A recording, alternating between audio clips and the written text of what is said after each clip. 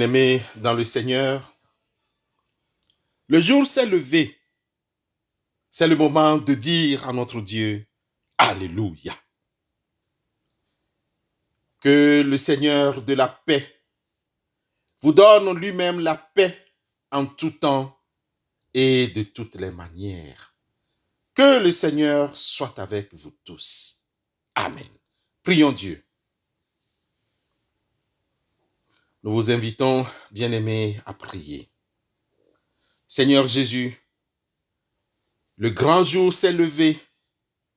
Nous espérons vivre dans ta lumière et dans l'espérance de ta venue. Prépare-nous à t'accueillir et à marcher avec toi. Que nous demeurions en toi, toi qui vis et qui règnes avec le Père et le Saint-Esprit, un seul Dieu pour le siècle des siècles. Amen.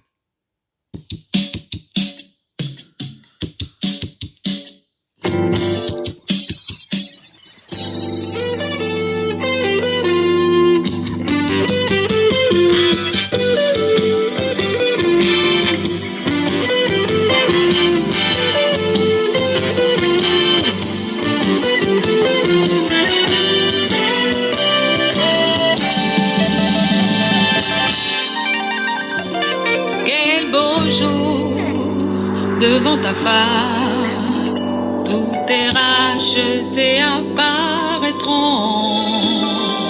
en célébrant ta gloire et ta grâce. De leur chant, les cieux retentiront. Ouh, yeah, yeah. Oh, oh, oh, quel beau jour.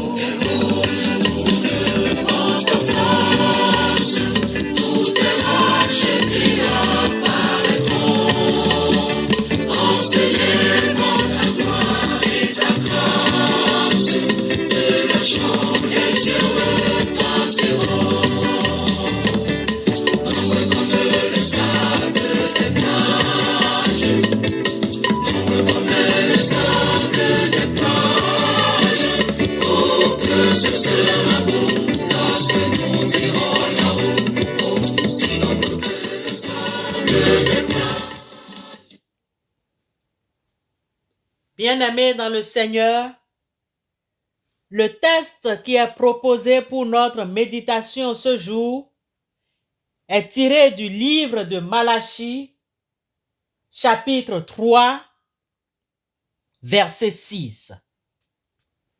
Malachie 3, 6. Car je suis l'Éternel, je ne change pas. Et vous, enfants de Jacob, vous n'avez pas été consumés. Seigneur, ta parole est lumière et vie. Éclaire-nous, vivifie-nous pour l'amour de ton Fils Jésus-Christ. Amen.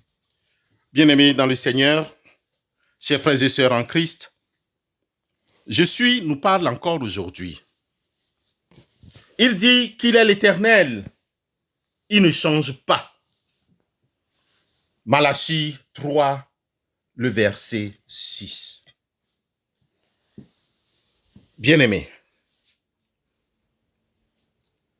le livre de Malachie que nous venons de lire et que nous avons pris, le verset 6 du chapitre 3, est un livre anonyme. Malachie est un nom commun signifiant tout simplement l'envoyé. Malachie veut dire l'envoyé.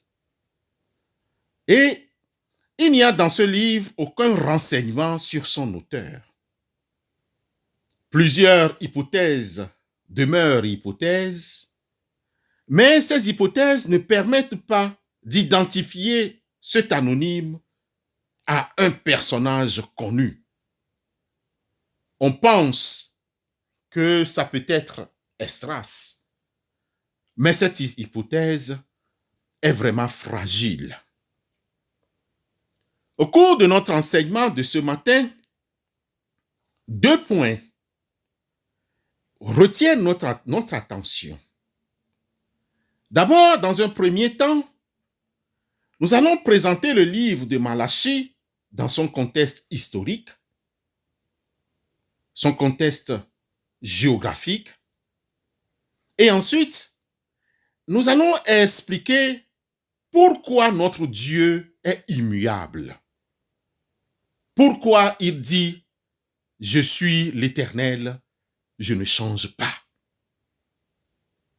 Bien-aimés, Malachie insiste beaucoup sur les dysfonctionnements du culte et invite ses auditeurs à y remédier promptement.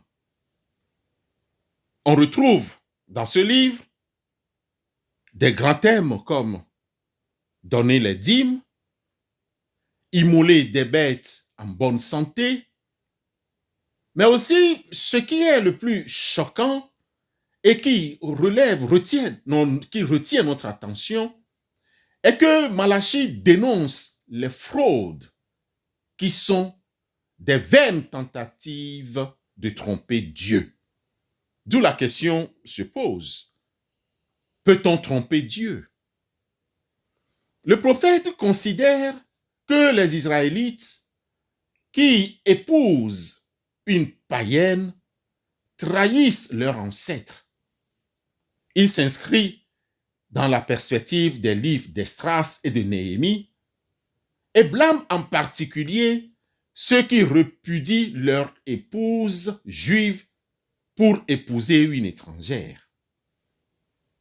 Enfin, le livre annonce la proche venue du jour du Seigneur. Cette annonce sur le fait de répudier sa femme et d'en prendre une autre est un fait réel et qui est évoqué aussi dans le Nouveau Testament. Prenons pour exemple Marc chapitre 9, les versets 11 à 13. Peuple de Dieu au bout des ondes. Le verset 6 de ce chapitre 3 qui nous rappelle aujourd'hui « Je suis, je ne change pas » confirme bien que la parole de Dieu ne change pas. Je suis celui qui suis et je ne change pas. Il est toujours au présent et il est.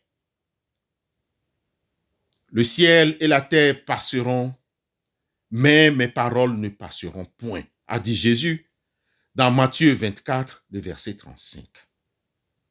Et dans son chapitre 5 de Matthieu au verset 18, le chapitre 5 de Matthieu au verset 18, il ajoute qu'il ne disparaîtra pas de la parole un seul iota ou un seul trait de lettre.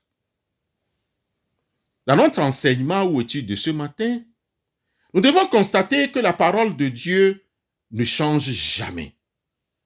Notre Bible actuelle est la même que celle de Gutenberg, conservée aujourd'hui à British Museum. Il n'a pas changé, ou cette parole n'a pas changé, ni par rapport aux anciennes copies des Écritures déposées dans la bibliothèque du Vatican, ni par rapport aux manuscrits de la mer morte datés de 200 ans avant Jésus-Christ et conservés au musée du livre de Jérusalem.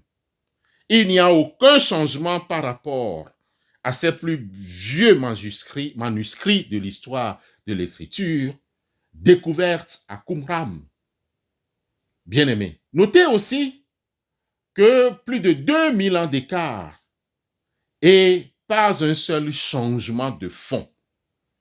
Dieu est fidèle à sa parole.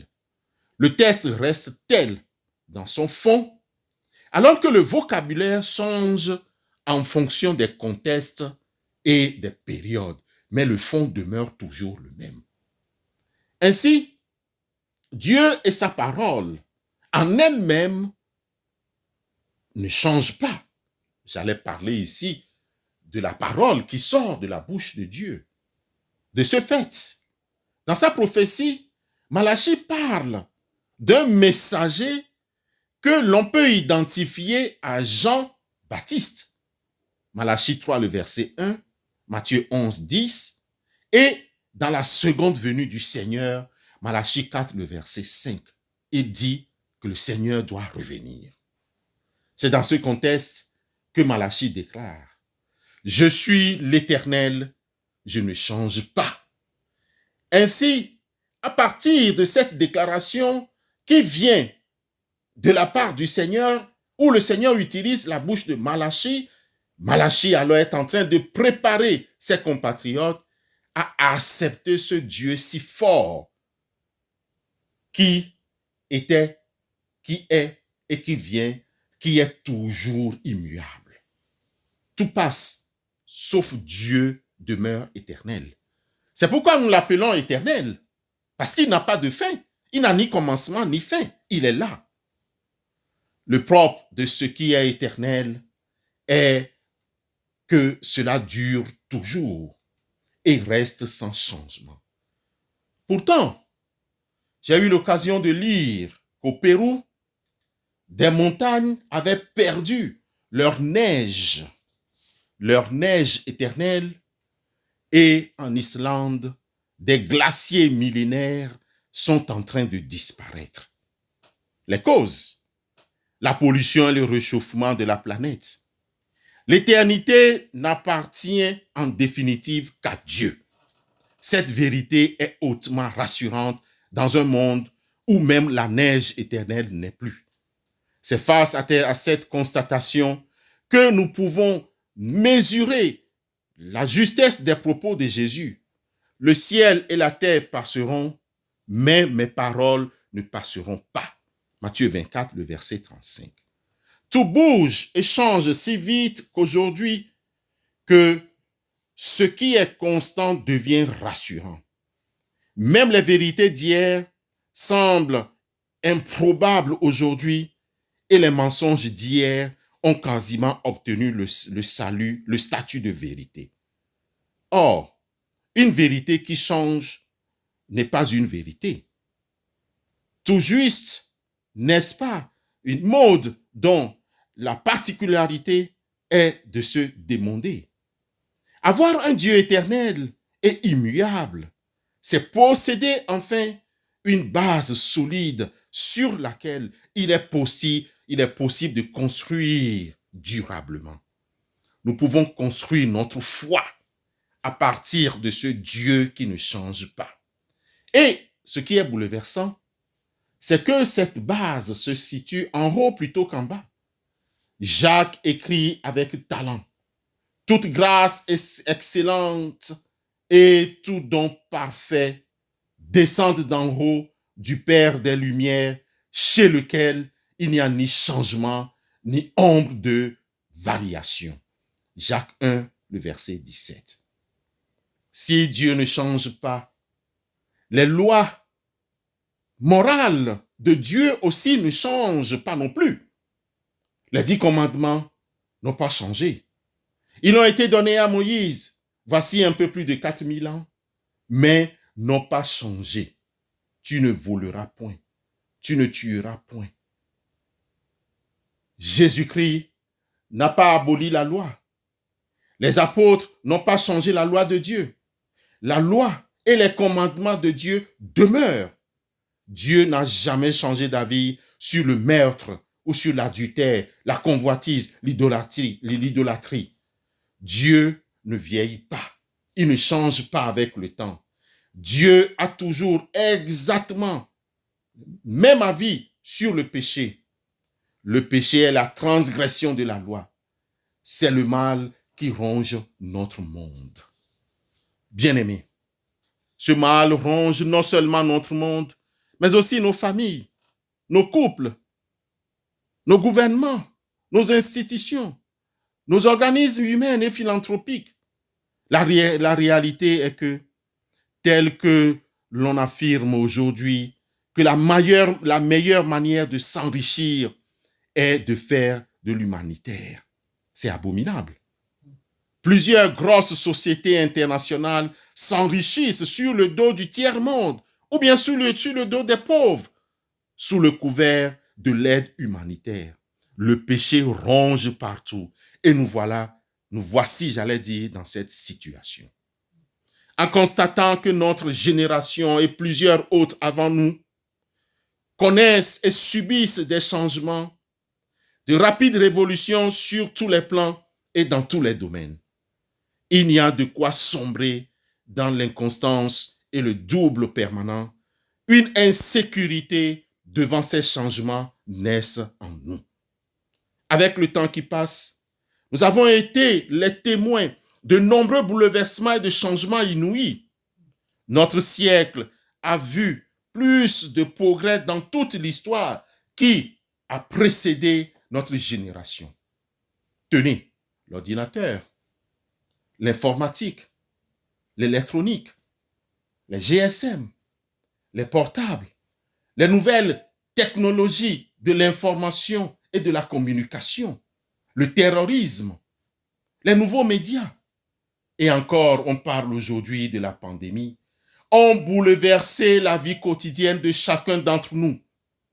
La technique a modifié profondément l'existence de l'ouvrier, de la ménagère, de l'étudiant, de l'enfant, et que sais-je encore.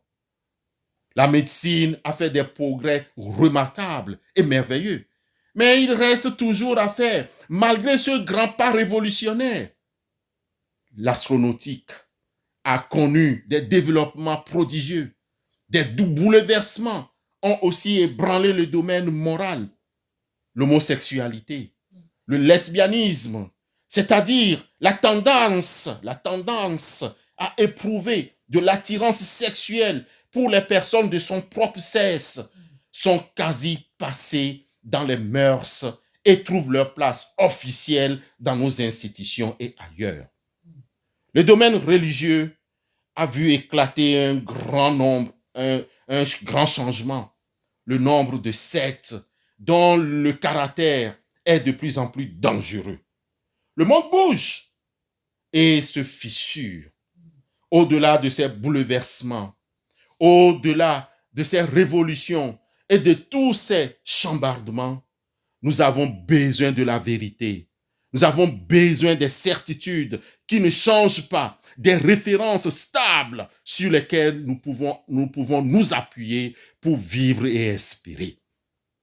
Dans l'étude de ce matin, dans notre enseignement, nous aimerions vous dire encore que par la plume du prophète Malachi, Dieu affirme à son peuple et chacun d'entre nous, il nous dit ceci: je suis l'Éternel, je ne change pas.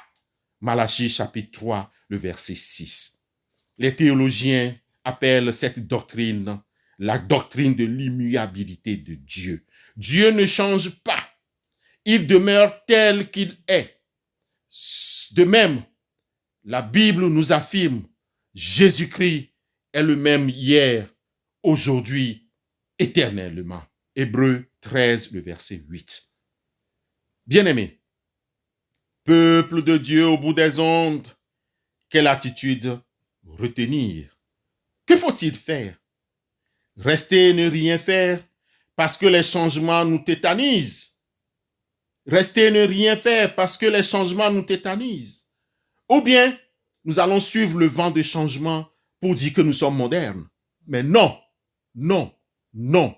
Au contraire, nous devons nous accrocher à la parole de Dieu qui ne change pas et nous inspirer de cette parole dans nos décisions, dans nos consommations. On nous pousse dans ce monde avec ce changement où ce monde est devenu un modèle de consommation qu'on nous présente tous les jours. Mais à partir de la parole, nous devons essayer d'affronter, de discerner ce qui est bien du faux dans tout ce qu'on nous présente comme de changement. On nous demande d'être modernes. Nous pouvons être modernes tout en perdant notre foi. Quel changement de vie humaine nous voulons? Et tout cela, nous devons décider avec la parole qui ne change pas, Appuyons-nous sur ce Dieu qui ne change pas de siècle en siècle. Il est et demeure notre vraie boussole. Disons comme le psalmiste, tu as anciennement fondé la terre et les cieux sont l'ouvrage de tes mains. Ils périront, mais tu subsisteras. Ils s'useront tous comme un vêtement. Tu les changeras comme un habit et ils seront changés. Mais toi, tu restes le même et tes années ne finiront pas. Psaume 102, les versets 26 à 28. Comptons sur ce Dieu qui ne change pas et qui est toujours avec nous. Vivons et disons, Dieu est toujours là, il m'inspire et je vis avec lui. Au nom du Seigneur Jésus-Christ, j'ai dit Amen.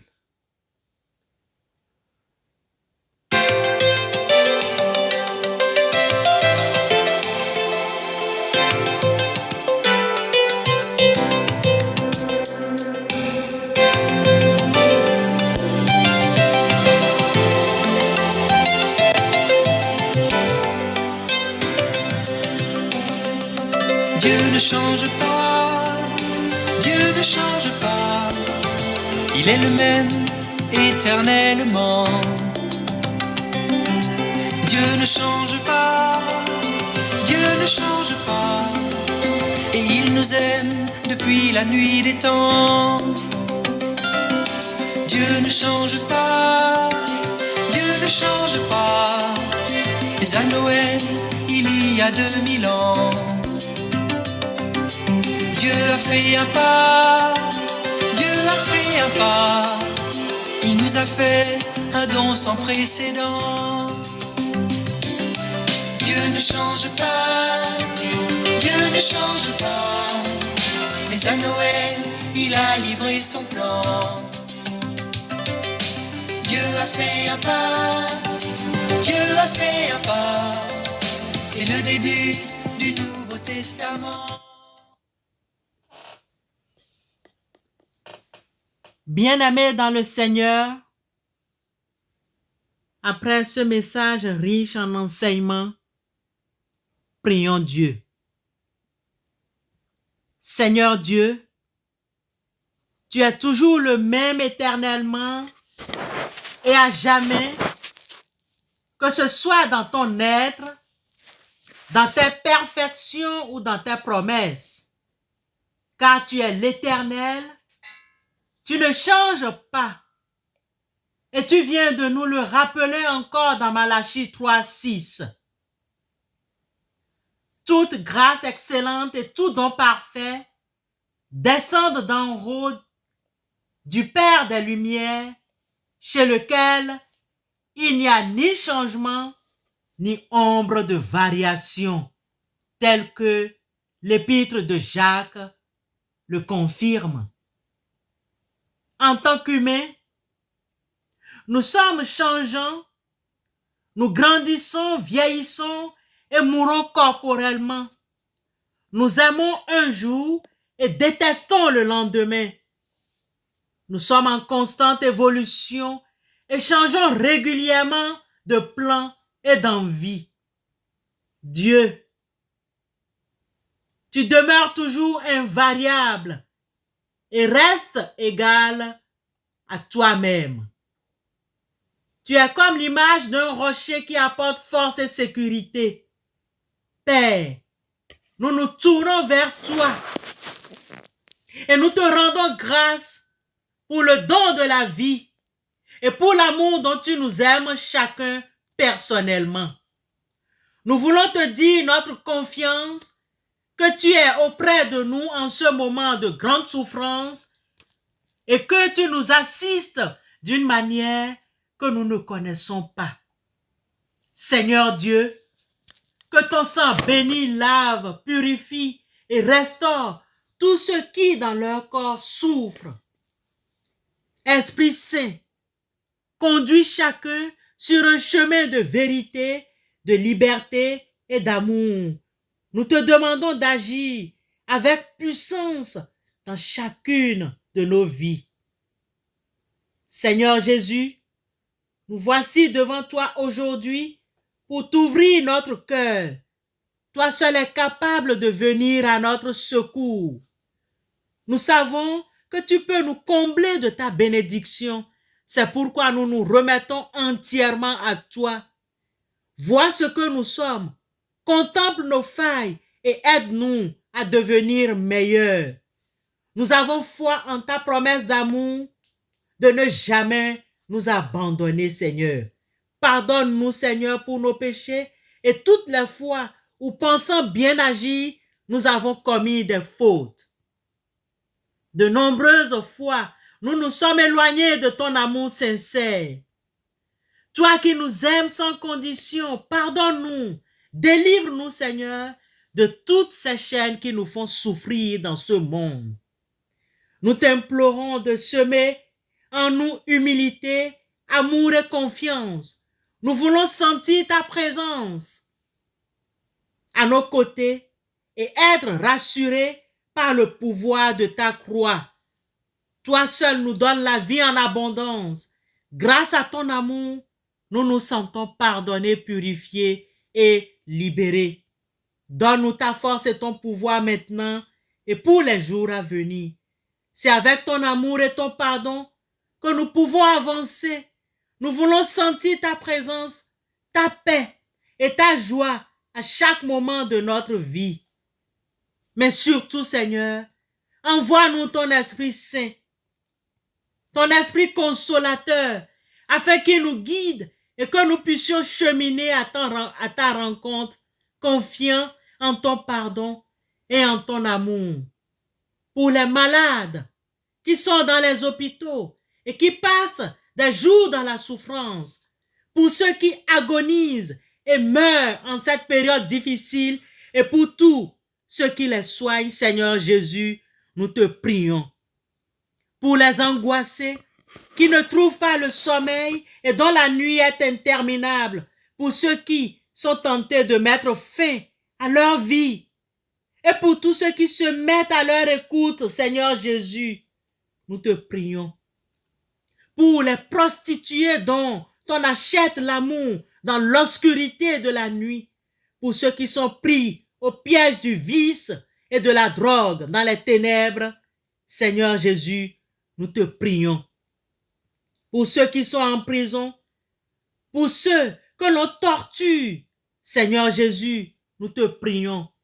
Pour les pauvres sans abri, pour ceux qui errent solitaires au milieu de l'indifférence des autres, Seigneur, nous te prions. Pour ceux qui ont perdu leur emploi et se retrouvent au chômage, Seigneur Jésus, nous te prions.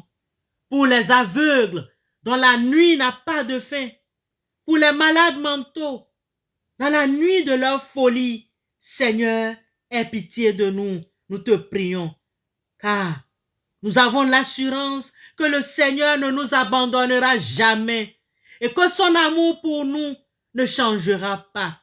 Ainsi donc, non seulement Dieu est immuable dans ses attributs, dans son amour, dans sa sagesse, dans sa fidélité, dans toute sa puissance, il nous écoute au-delà de nos requêtes par son Fils unique, notre Rédempteur, Sauveur Jésus-Christ. Amen.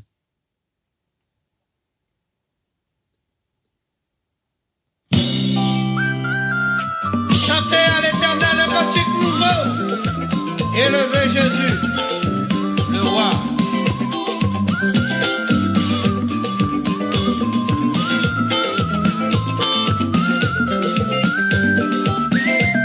Nous voulons voir Jésus élevé comme un étendard sur ce pays pour montrer à tous la vérité et le chemin vers le ciel. Alléluia.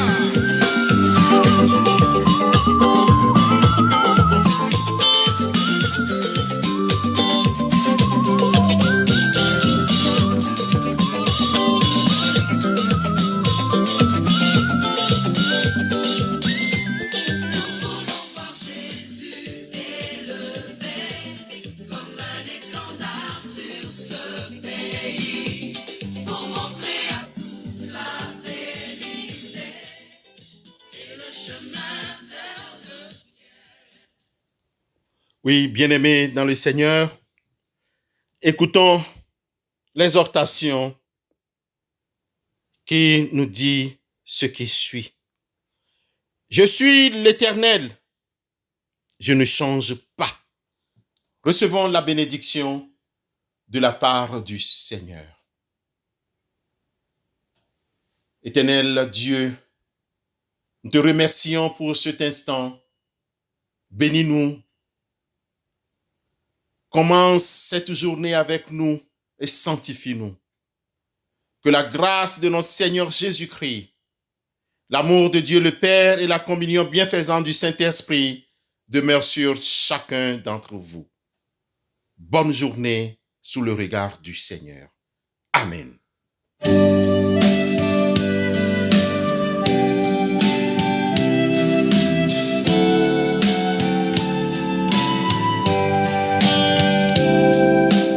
Venez au Sauveur qui vous aime. Venez, il a brisé vos fers. Il veut vous recevoir lui-même. Ses bras vous sont ouverts. Oh, quel beau jour, Sauveur fidèle, quand nous appuyons sur